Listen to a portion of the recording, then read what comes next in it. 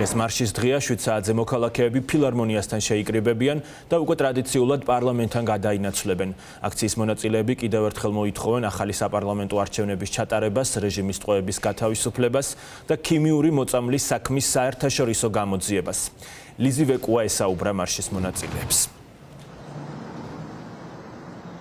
ახლა თბილისის ქუჩებში რიგით მე-6 მარში გაიმართება. დღეს საღამოს 7 საათზე შეიკრიბებიან პროევროპულად განწყობილი მოქალაქეები ფილარმონიასთან, საიდანაც გადაინაცვლებენ რუსთაველის გამზირზე, იქ სადაც უწყვეტი პროტესტი უკვე 1 წელზე მეტია, რაც მიმდინარეობს. როგორც აქციის ორგანიზატორები ჩვენთან საუბრისას აღნიშნავენ, უმნიშვნელოვანესია ყოველ შაბათს ბევრი ადამიანის გამოსვლა თბილისის ქუჩებში იმისათვის, რომ ქართულმა ოცნებამ კარგად დაინახოს, რომ ეს ხალხი არსად წასულა და ისინი კვლავ არიან მათ წინააღმდეგ განწყობილი და აპროტესტებენ ქართული ოცნების პოლიტიკას.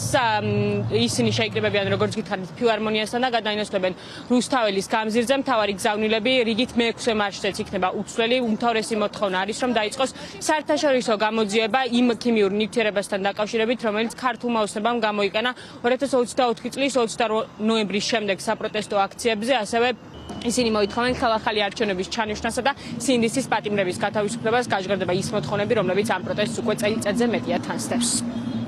ეს იქნება რიგით მე-6 მსვლელობა და დღევანდელი მსვლელობაც როგორც სხვა ბევრ შემთხვევაში ტრადიციულად მიეძღვნება ქიმიური მოწამვლის საქმეს და თქვენით რა ეხლა ხანს გავრცელდა ვიდეო დაზარალებულების, სადაც ზუსტად ყვებიან თუ რა ტიპის დაზიანებები მიიღეს და ძალიან მნიშვნელოვანია რომ ჩვენ ამ მიმართულებით გავაგრძელოთ მუშაობა და მოგვითხოვოთ საერთაშორისო გამოძიება და ყველა იმ პირის პასუხისმგებაში ვიცება, ვინც ეს ქიმიური არაღი ქართული ხალხის წინააღმდეგ გამოიყენა. დღეს მარშის დღეა, შაბათობით გამოსვლა იმიტომ არის მნიშვნელოვანი, რომ ამ ერთ დღეს ჩვენ ერთმანეთი დავინახოთ და დავანახოთ ასევე რეჟიმს, რომ ნამდვილად ავდგავართ 30 აკაცუკი ამდენი დღის განმავლობაში რუსთაველის გამზირზე. შაბათი დღის გამოყოფა, როგორც ქვეყნის სამსახურში ყოფნის დღე, ძალიან მნიშვნელოვანია და იმედია, რომ ამას ჩვეულებრივ ტრადიციად დავნერგავთ. იმდენად აწუხებს რეჟიმს პროტესტის ყოველი დღე, როცა ჩვენ გავართ ქუჩაში და ვითხოვთ ამ რეჟიმის დასრულებას, იმდენად აწუხებს ადამიანების ხმა, იმდენად აწუხებს ჩვენი ხმაური, რომ გვიპირისპირებს ყველანაირ მსგავსო კანონს და გუშინ ძალიან კარგად გამოჩნდა ამ კანონის აბსურდულობა, როცა არაფერს დაგიდევს რეჟიმი, როცა ცდილობს მხოლოდ და მხოლოდ ერთს, რომ არავის აღარ ქონდეს აზრი, არავის აღარ ქონდეს პოზიცია. ამიტომ შაბათის მარში აუცილებელია. ეს არის დღე, როცა შენ შეგიძლია დააფიქსიროს შენი პოზიცია, როცა შეგიძლია თქვა, რომ შენ ხარ ამ ქვეყნის მოქალაქე.